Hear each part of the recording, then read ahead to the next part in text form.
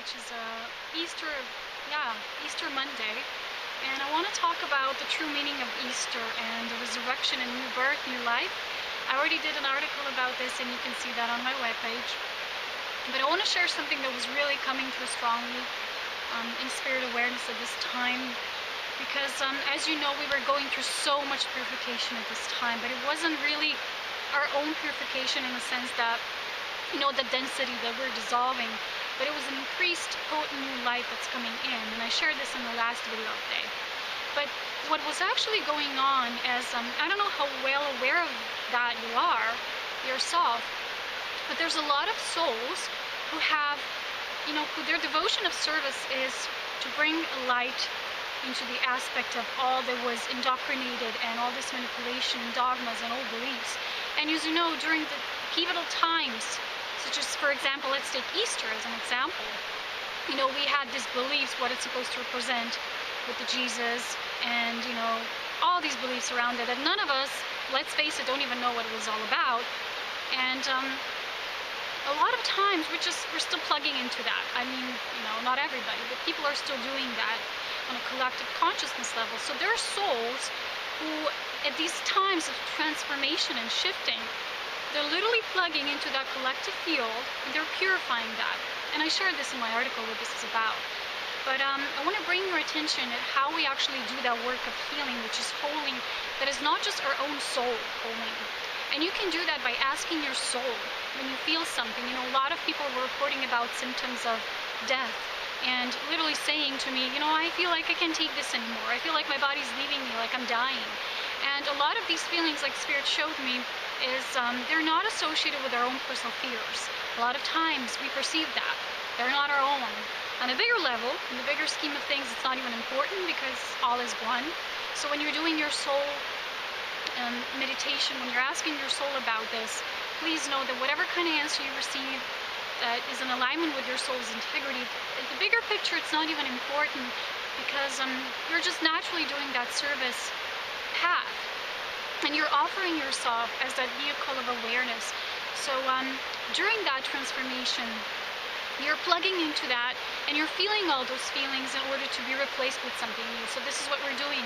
The old is dissolving, and then we're bringing through that void sensations and new realizations about the new, which are always shifting. You know, we have like a new color we're bringing. We have a new aspect. We bring new awareness, but even then, we move even beyond that. This is what path of expansion for the soul is all about.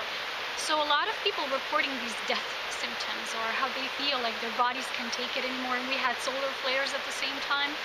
We're having the Grand Cardinal Cross being exact this week, which is in perfect alignment with what's happening. And today, with this Easter Monday energy, you know, a lot of us just woke up and just felt it, you know. I can't always say it in a way that I'm seeing it, but I'm feeling it. And when I share about it, everybody always resonates because it's a collective energy we're tuning into. And I felt this great shift. And it was shared with me why a lot of people were feeling that way and how this was not just their own particular energy. But it's important to be aware of that, because when you stop pushing it, when you stop resisting it and you embrace your natural purpose, and if that is a part of your purpose to offer yourself as this healing vortex, a greater understanding, of high understanding through awareness, then that's what you're doing. And later I want to talk about the method, which is not even a method, it's our natural state of being when we work with uprising of the column of the white light, which is, that's why I'm wearing white today. It's to represent that white light of creation, that constant purity of our true divine immaculate conceptual state, which is our true divine human origin. But I want to say that until you really embrace that as a part of your purpose, and when something like this is really shifting in you, you know, and you're still resisting it, and until you fully get that, wow, this is a beauty that I can share and I can serve in this way, then it will always feel with a bit of resistance. So the more that you just work with it through awareness, it will be easier, it will be flow, and it will be less difficult as you perceive it. So, you know, there's a lot of people sometimes who say, I just really can't take it this time. I'm not going to make it. And I always say, of course you will. You always did. And the next day, they're all like, oh my gosh, I made it. You know, I entered this new level. Oh my gosh, you know, it feels so new. I'm rebirthed. And that's what's it. You can do anything because you are everything. But it is important to go through this in awareness. But before I talk about a bit about this white light and what we can do through our own meditative soul state, is I want to share just quickly what this whole Easter concept is about, because I don't know, you're probably aware of it, that each holiday and celebration, its first origin is always of pagan origin, okay? So later, after the pagan celebrations, came the Roman Catholic impositions, you know, of the Christ did, the cross, the suffering, the resurrection, the rebirth. And this was not really what it was all about, and pagans knew it, and that's why they were actually, a lot of times they were tormented, you know, for their truth that they were bringing to this planet. And you can't really take that truth away, because even if you take it away in a physical level, it's still there imprinted in the human subconscious and the superconscious of all.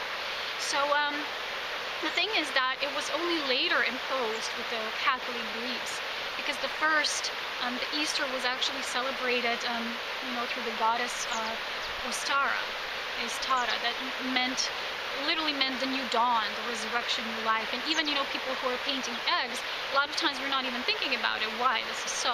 And today I offered a new awareness about this, which is, you know, eggs, fertility, new life, new birth, you know, and coloring. This means when we're entering the energy of new life, rebirth, with the element and archetype of spring. And it all has to do with the energy of life, of creation, and this is what the paganism is all about, celebrating life, creation, natural principles of it.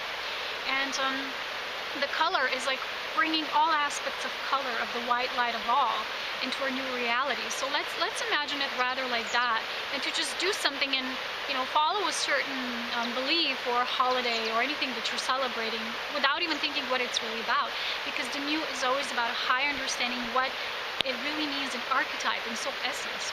Okay, so this is really important, and we can shift that. Everybody can, because the moment you do, you will also serve as the example, the embodiment for others who are maybe still plugging into the old matrix, and they're not even consciously aware of, because they're doing that, they're still holding the old matrix together.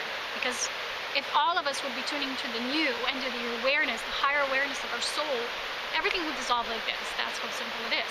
So before wrapping this up, I want to talk about quickly this white light aspect, working with the white light, because yesterday when I posted this, somebody asked me, okay, then when we're at this state and the body is going through so much transformation, and literally, like I said, it's being rewritten, and you feel like your whole body is altering, you know, like a phase of the butterfly, that it's about to be born into something beautiful and new.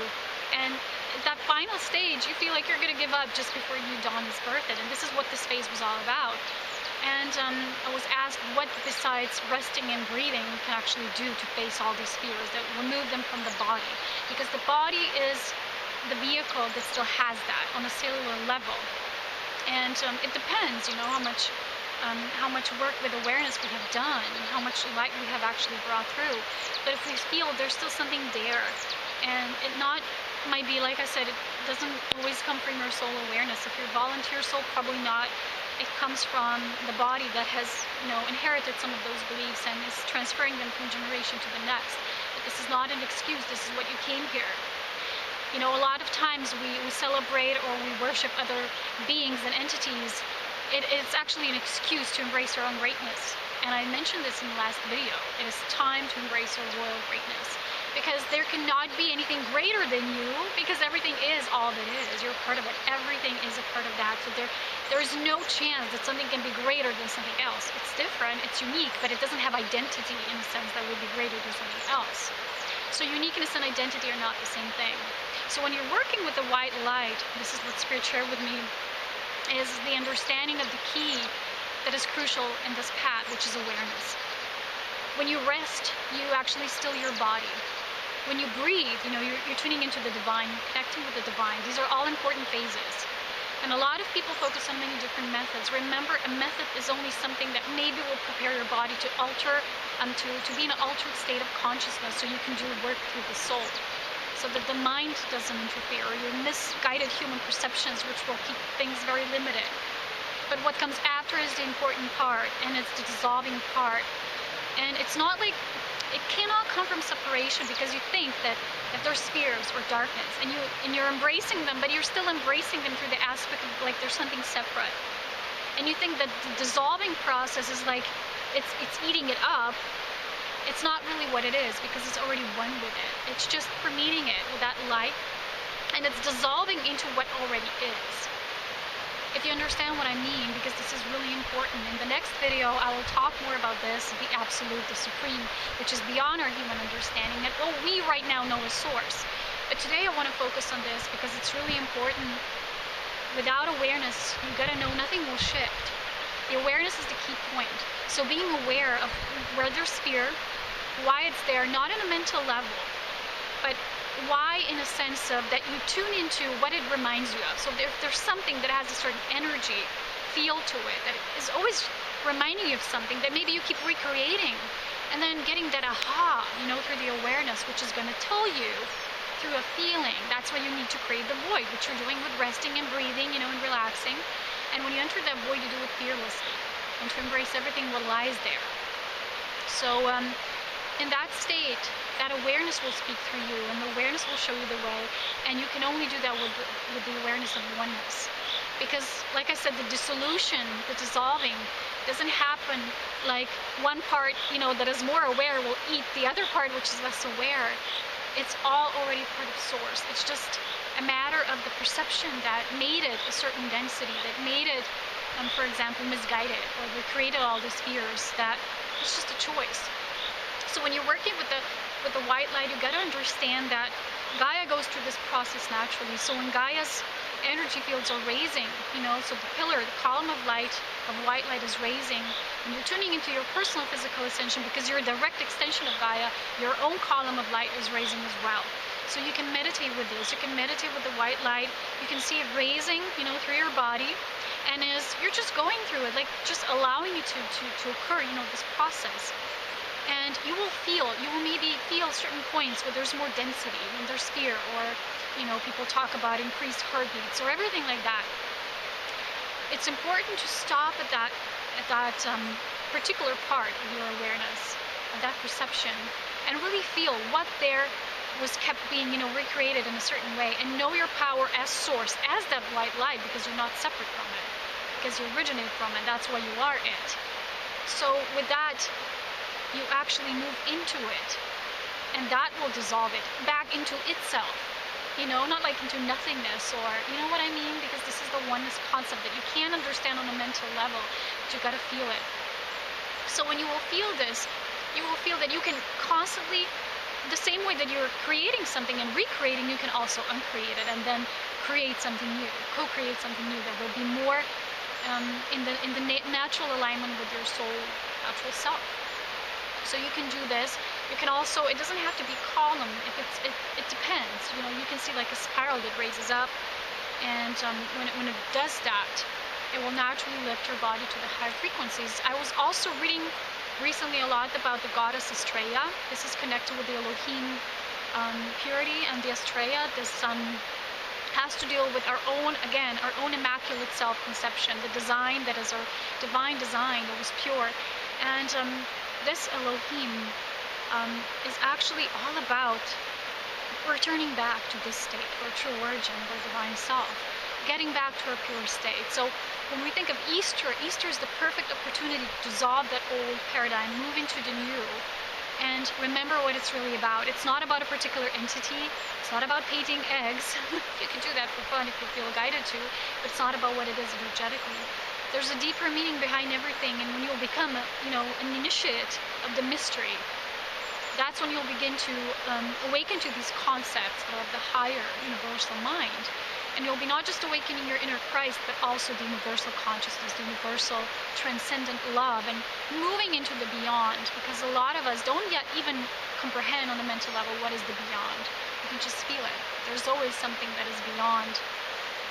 So the path of ascension, as you know, is a path of constant thinking outside of the box, getting yourself out of there, moving yourself out of there. A lot of people are getting messages to change, especially their diets. But if you're always gonna, just constantly say, well, this is what happens, when there's solar flares, I feel dense, I feel I can eat this and that. This is just how I feel. But if you won't move what's behind this feeling, what your soul is trying to show you, like, for example, don't eat this anymore, you can get the message, but if you're not really stepping up in your integrity, you're not leveling up.